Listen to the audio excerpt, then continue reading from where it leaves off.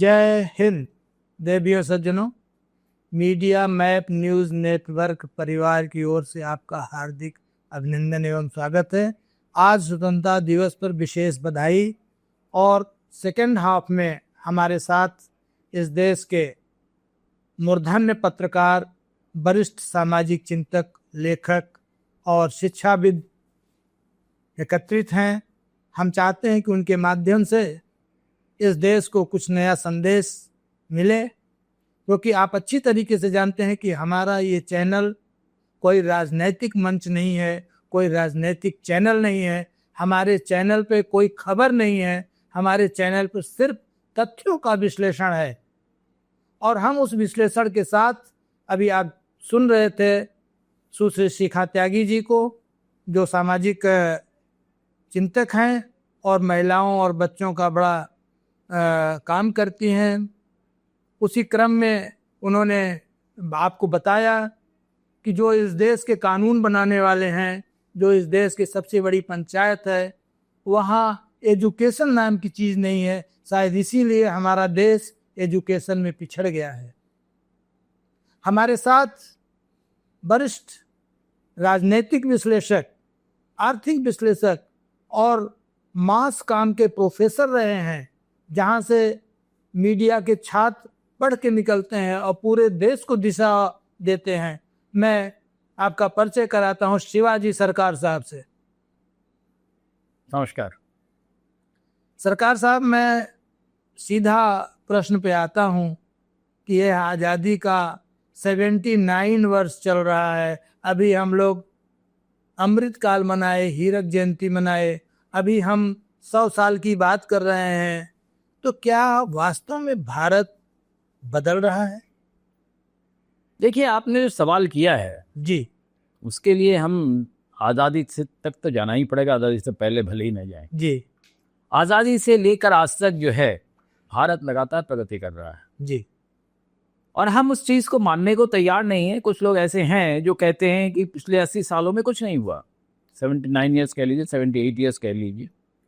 पर मैं सिर्फ एक चीज़ पूछना चाहता हूँ, क्या कभी किसी मुल्क ने सोचा था कि एक रेगिस्तान को एक उपजाऊ खेत बना देंगे? एक सबसे बड़ा जो है गेहूं, चावल, दाल, इसका साहब खेती वहां होगी? किसी ने कभी सोचा? वहां क्या पैदा होता था? ज्यादा से ज्यादा बाजरे की खेती होती थी, क्योंकि बाजरे के लिए ज्यादा पानी की जरूरत नहीं होती है। और वो रेगिस्तान दुनिया के सबसे बड़े रेगिस्तानों में से एक है। और वहां पर हम 450 किलोमीटर दूर से नहर बना के ले गए, सतलज और ब्यास का जो संगम है वहां से। और क्या किया हमने उसको राजस्थान में लाके उसके जो सारे राजस्थान में उसके जो नहरों का जाल बिछा दिया। उससे आज राजस्थान की जो है कायाकल्प हो गया। सिर्फ कायाकल्प इसलिए नहीं हुआ कि वहां खेती होने लगी है, सारी इंडस्ट्री जो थी वहां भी जाने लगी है वहां। और इसके अलावा अगर आप देखें, वो आप नहरों का अगर नाप जोक ले तो आप सोच सकते हैं कितना हुआ है। 9000 किलोमीटर की नहर हमने बना दी। बहुत। सिर्फ इतना ही नहीं, इसकी वजह से राजस्थान की जो पूरा क्लाइमेटिक चेंज हो गया है। राजस्थान के आबोहवा में सूखे के अलावा कुछ नहीं होता था। मेरे नाना जी राजस्थान के सामर में पोस्टेड थे और जन्माष्टमी आ रही थी, जैसे कि कल यहाँ जन्माष्टमी है, और उनके बॉस जो थे तो सामर का जो सॉल्ट माइंस है वहां पोस्टेड थे। पहले असिस्टेंट कमिश्नर थे हिंदुस्तानी उस सिस्टम में। और उनके बॉस जो अंग्रेज थे, उनके साथ उनका एक वाद विवाद हो गया। उन्होंने कहा कि कल तो जन्माष्टमी में बारिश होगी। उन्होंने कहा कि रेगिस्तान में कभी बारिश हुई नहीं है, हो ही नहीं सकती है जी। और इत्तेफाक देखिए, उस दिन वाकई बारिश हो गई और इतनी बारिश हुई उनकी मान गए कि हाँ बारिश हुई। तो जहां ये हाल था कि एक वाद विवाद करके एक बेट लगाकर बारिश की बात होती थी, आज वहां स्वतः बारिश होने लगी। क्या बात है। जी, गंगा के ऊपर मानसून का एक ट्रफ चलता है, जो गंगा के ऊपर से लेके राजस्थान से, गुजरात से लेके राजस्थान होते हुए आसाम तक चलता है, ऑसिलेट करता है, घूमता रहता है। आज वो लगातार गंगा के मतलब गंगा सागर से लेके राजस्थान तक वो सीधी रहती है। क्यों रहती है? क्योंकि वहां पानी इतनी है कि ट्रफ आपको अपने आप में रास्ता जाने में मुश्किल नहीं हो। तो हम ये सब भी कर चुके, इसरो ने क्या क्या नहीं किया हम। नहीं, मैं आपका मतलब समझ गया। आज मैं सिर्फ एक बता रहा हूँ, मैं तो सिर्फ एक भूमिका मात्र है जी कि हम लगातार जो है प्रगति कर रहे हैं। जी 1980-85 तक जो है हम सारे देश में जिस मेड इन इंडिया की बात करते थे, हमारे यहाँ मेड इन इंडिया के अलावा कुछ होता नहीं था। विदेशी यहाँ आते थे, देखते थे और ताज्जुब करते थे कि आप सब कुछ बनाते हैं, सुई भी बनाते हैं, मशीन भी बनाते हैं, स्पेसक्राफ्ट भी बनाते हैं। तो ये मेड इन इंडिया हमारे लिए कोई नई चीज नहीं। हम सवाल ये है कि 91 के बाद से जो परिवर्तन आया है उसमें हमने पुरानी चीजों को जो है त्यागना शुरू कर दिया। पुरानी चीजों को समृद्ध किया जाता है, त्यागा नहीं जाता। अब पुरानी व्यवस्थाओं को हम अगर चलाते रहें आगे तो निश्चित रूप से भारत का भविष्य बहुत उज्जवल है। भारत विश्व का सबसे बड़ा, सबसे समृद्ध मुल्क होने वाला है और वो हो सकता है, पर हम एक्सपेरिमेंटेशन बहुत ज्यादा कर रहे हैं। आज हम ट्रम्प से क्यों परेशान हैं, आप बता सकते हैं? नहीं, मैं अभी आज स्वतंत्रता दिवस पे भारत के प्रगति के बारे में आपसे बात कर रहा हूँ। अभी जो आपने शुरू में बताया उसका मतलब मैं ये निकाल रहा हूँ कि हरित क्रांति पे भारत ने बहुत काम किया, श्वेत क्रांति पे बहुत काम किया, पीली क्रांति पे बहुत काम किया, नीली क्रांति पे बहुत काम किया हमारी पूर्ववर्ती सरकारें। और जो मौजूदा देश की सरकार है वो 80 करोड़ जनता को फ्री में राशन बांट रही है। तो मतलब हम इतने समृद्ध हो गए हैं। तो आपका इस पर क्या विचार है कि केवल सरकारी योजनाएं और मुफ्त की वस्तुएं क्या पर्याप्त है? बिल्कुल नहीं जी। मुफ्त की जरूरत क्यों होती है?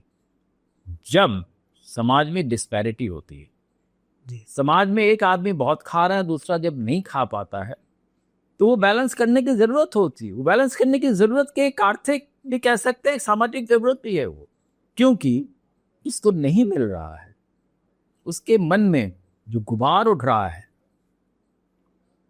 उसको अगर आप शांत नहीं करेंगे तो वो गुबार जमा होता रहा, किसी दिन वो जाके फट सकता है।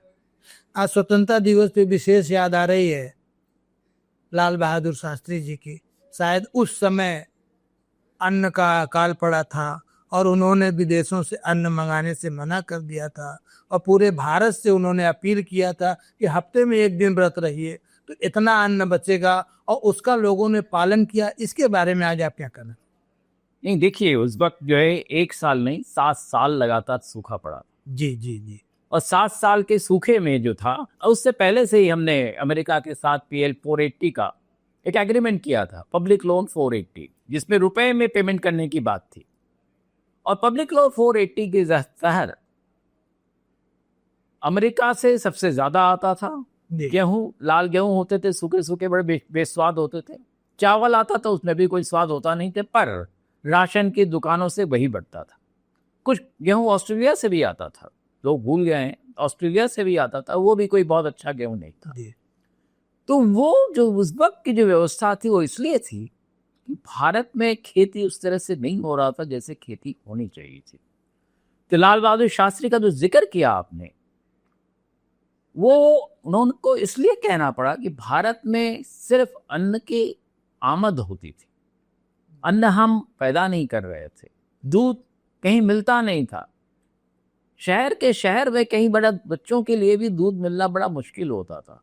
मिल्क पाउडर भी कुछ दिनों तक अमेरिका से आता था, तो वो भी नहीं मिलता था बच्चों के बेबी फूड के लिए। तो ये ऐसी स्थिति थी जहां से उभर कर आज हम आ गए हैं, और जहां 342 मिलियन टन आज हम अन्न का उत्पादन कर रहे हैं, हर तरह का अन्न मिलाकर। तो ये जो एक स्थिति आई है, इसके लिए पूरे देश ने, पूरे राष्ट्र ने, एक एक आदमी ने इसके लिए बहुत मेहनत की है। और तब जाकर हम इस हालत में पहुंचे। सवाल है कि इसके आगे क्या रास्ता है। जी आगे का रास्ता देखिए, कई चीज़ें जो हुई है 91 के बाद, कुछ चीज़ें अच्छी हुई। लिबरलाइजेशन हुआ। लिबरलाइजेशन तो मतलब ये समझा गया था, उससे पहले जो लाइसेंस वगैरह दिए जाते थे उसमें कई प्रकार के पैसे वैसे क्या आमद लेन देन होता था, वो सब होना कम हो गया। बंद तो आज भी शायद नहीं हुआ है।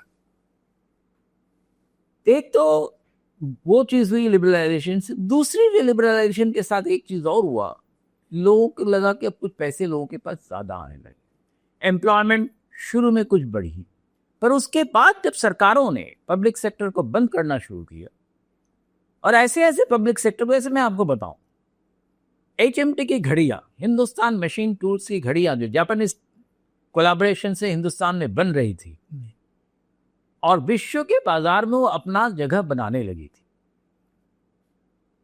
हमारे कुछ लोगों ने, और हो सकता है कुछ दबाव में आके, उसको बंद करवा दिया। मशीन टूल्स भी बनाते, घड़ी भी बनाते थे, और उसका फायदा सिर्फ एक कंपनी को, वो भारत की। हो सकता है उसी कंपनी ने कोशिश की कि उसको बंद कराओ, तो कंपटीशन कोई भी जो है, खास करके जो कॉर्पोरेट कंपनीज है, वो नहीं चाहती। इसी तरह के तमाम और कंपनियों को बंद कराया गया जहां लोगों को लगा कि यहां से कंपटीशन सरकार की ओर से आ सकता है, सरकारी कंपनी की ओर से आ सकता है, क्योंकि सरकारी कंपनियों के तमाम खामियों के बावजूद वहां क्वालिटी में कभी कंप्रोमाइज। जी, जल्द ही मैं आपको दोबारा स्टूडियो में आमंत्रित करूंगा।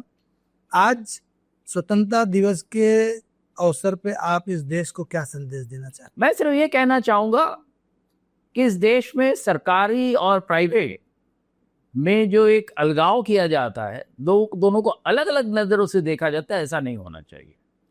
सरकार में अगर कोई इंडस्ट्री है, वो भी उतनी ही काबिल है जितनी प्राइवेट में है, और सरकार में जो कंपनियां होती है उनमें एक साहस होता है, एक दुस्साहस भी होता है, जैसे बार्क में है, इसरो में है, तमाम नवरत्न कंपनियों में है। वो अपने आप को कंपटीशन में खड़ा रख सकते हैं, और प्राइवेट सेक्टर में यही गड़बड़ी है।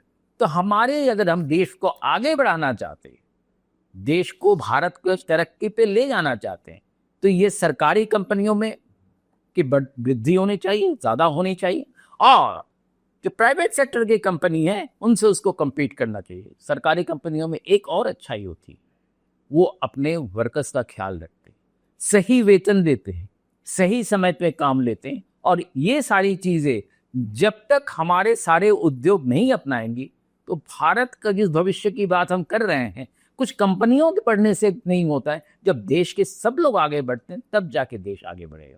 तो ये कंपटीशन ज़रूरी है, देश को आगे बढ़ना ज़रूरी है, और प्राइवेट सेक्टर को अपने आप को कई मामलों में बहुत सारे सुधार करने के लिए। बहुत बहुत धन्यवाद सरकार साहब। आप स्वयं सरकार हैं और बार बार सरकार की दुहाई देते हैं, मुझे बहुत अच्छा लगता है, और आप चैनल में आते हैं तो हमारे दर्शक भी बहुत प्रसन्न होते हैं। आपको दोबारा हम जल्द से जल्द आमंत्रित करेंगे। जय हिंद। जय हिंद। अभी आप देख रहे थे मीडिया मैप न्यूज़ नेटवर्क